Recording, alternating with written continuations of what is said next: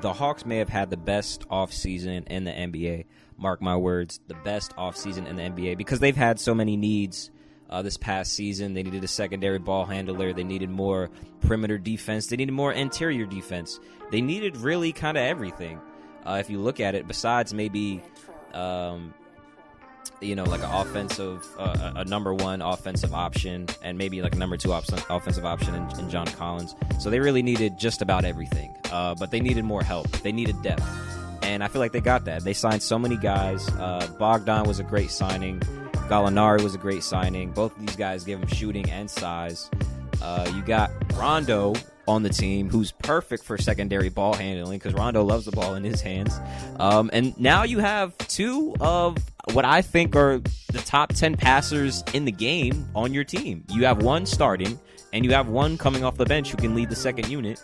And not only that, you drafted Okongwu at 6, which I feel like is a perfect fit. Especially if he's able to develop a jumper and shoot from the outside. And let's talk about Okongwu. What is Okongwu going to bring? We know you've been talking about him. We talked off camera a little bit about his defense, his defensive presence, and the ceiling and the potential you think he has. Can you elaborate a little bit on what you were telling me off camera about him? So Okongwu is 6'9". He's around 245. His wingspan is above 7 feet. If that's correct, I believe his wingspan is above 7 feet. So he's very mobile. So he should be able to guard multiple positions. I'm sure he'll be able to guard 4s and some 5s right away. Maybe not the elite 5s like Joel Embiid and Jokic. Maybe not those type of guys, but he'll still be able to guard most 5s in the league and a lot of 4s. But I do feel like his potential, he's going to be able to guard multiple positions. At least 3s, 4s, and 5s. I feel like the ceiling for Okongwu is to guard 3, 4s, and 5s. He should be great in pick-and-roll defense, depending on the coverage. I feel like he'll be great in drop coverage because he has a long wingspan, and he's very agile.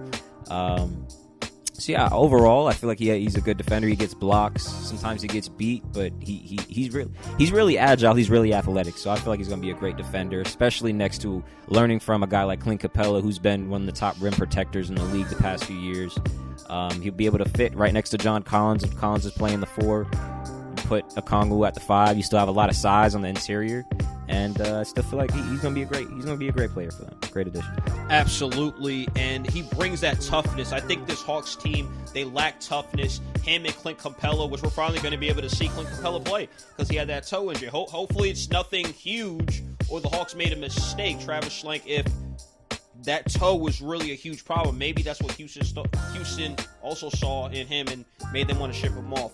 But let's talk about Rajon Rondo and his impact. I think Rajon Rondo is going to bring that right type of veteran leadership, being a multiple-time champion, winning with Boston, winning with the Lakers. He brings the right maturity to the team. Not saying Vince Carter didn't, but Vince Carter really wasn't even that good, or shouldn't even really been in the league when he was on the Hawks. I think he played the mentor role, but Rondo is going to play the mentor role, but he actually could still ball.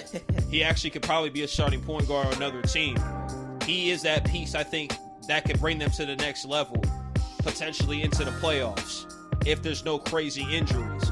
How do you feel about Rajon Rondo and some of these young guys on the team? I think Rondo is the perfect addition to this team because Rondo allows Trey to play more off ball, kind of in the Steph Curry role where, Steph's running off a whole bunch of screens and Draymond's holding the ball or who's ever holding the ball when they're passing it. I think that'll allow Trey to, when they're both on the court, of course, Trey to cut more off screens, have more guys cutting. I feel like the people who will benefit most from Rondo being on this team, especially since Rondo's going to be coming off the benches, Okongwu, Huerter, Hunter, and John Collins, Clint Capella. Rondo gives a lot. He brings a lot to the table as a floor general, and I think Rondo's a good defender too. We're talking about playoff Rondo, of course. Regular season Rondo, not so much. But playoff Rondo is going to bring some intensity that the Hawks don't have.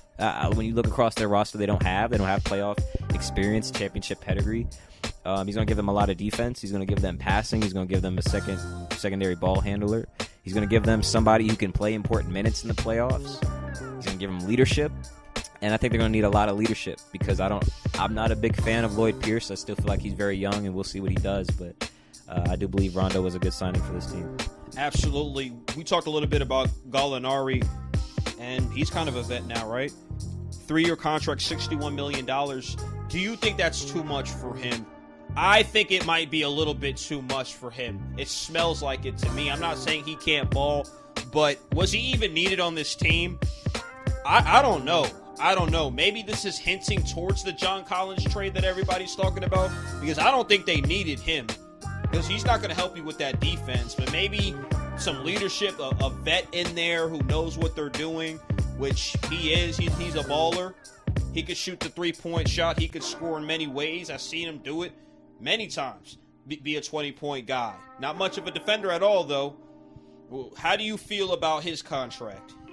I think Gallinari was a good signing, especially if John Collins is out the door, because he fits in perfectly at the 4. The whole thing with this team is really the lineups. So they got guys who could defend on the perimeter. Tony Snell, Chris Dunn.